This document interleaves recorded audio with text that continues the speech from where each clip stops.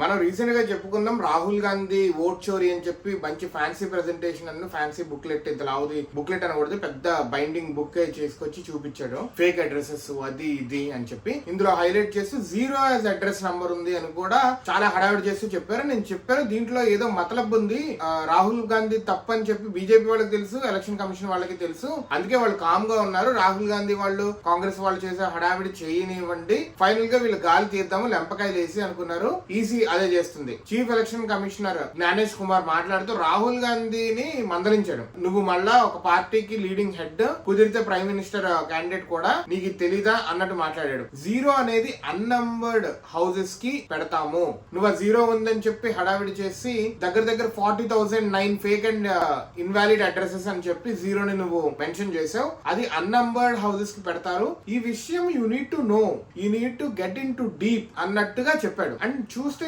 BJP వాళ్ళు ఎందుకు మాట్లాడలేదో నాకు ఇప్పుడు అర్థమవుతుంది. ఎందుకంటే ఒక వార్డు మెంబర్ లెవెల్ నుంచి వస్తుంటే you need to know nitty-gritties and integrities, ప్రతి చిన్నది తెలుసుకోవాలి ఈ ఎలక్షన్ ప్రాసెస్ లో. బూత్ మేనేజ్మెంట్ నుంచి ప్రతి ఒక్కటి తెలుసుకోవాలి. అప్పుడే నీకు లో లెవెల్లో ప్రజలకు ఏం కావాలి ఏంటి అనేది అర్థమవుతుంది. అక్కడ కూర్చొని ఏసీ రూమ్ లో చైర్లో కూర్చొని మాట్లాడితే హాహాకారాలు హూహాకారాలు చేస్తే ఏమైంది, ఏం అవ్వదు. ఆ వచ్చిరాని ఇంగ్లీష్ తో ఏమన్నా అంటే my grandmother, grandfather, father, mother అంటావు. అవన్నీ కాదు కదా.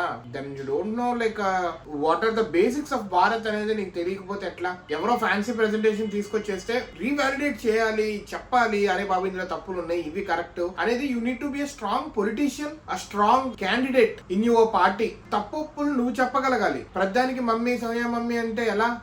నెక్స్ట్ టైం ఇంత హడావిడి చేసినప్పుడు ఒక వ్యాలిడ్ దాని మీద చేస్తే దేశానికి ఉపయోగపడుతుంది, మీ పార్టీ బలపడుతుంది. మీ పార్టీ వాళ్ళే రాజన్న, కేఎన్ రాజన్న కర్ణాటక సంబంధించిన ఆయన, అరే బాబు మాదే తప్పు, మా ఎలక్షన్ మా పార్టీ ఉన్నప్పుడు ఇదంతా జరిగిందంటే ఆయన్ని రిజైన్ చేయించారు బలవంతంగా. So you don't have a strong base in your party only, then how could you lead the nation, how could you lead a movement? You cannot do it. అది చేసిన తప్పు మూవ్మెంట్. సో నెక్స్ట్ టైం నుంచి need to know, ప్రజల్ని తప్పుదారి పట్టించొద్దు, తర్వాత నువ్వు ఎదవైపోవద్దు. Strong points మీద and base నేర్చుకో, దాని మీద సబ్జెక్ట్ నేర్చుకో. That will be really helpful to you and your party.